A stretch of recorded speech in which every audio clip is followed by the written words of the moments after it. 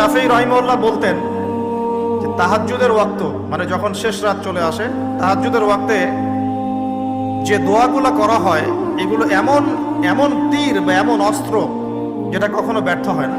জুমার দিনে দুইটা সময় থাকে, এই সময় আপনি যে দোয়াই করবেন আল্লাহ কবুল করবেন ইনশাআল্লাহ। যদি আপনার আকীদার মধ্যে শিরক না থাকে, আমলে বেদাত না থাকে এবং রিজিকটা হালাল হয়। সময়টা হচ্ছে জুমার খুতবা, খতিব যে খুতবা দেওয়ার পরে নামাজ পড়ান না, খুতবার পরে নামাজ পড়ান।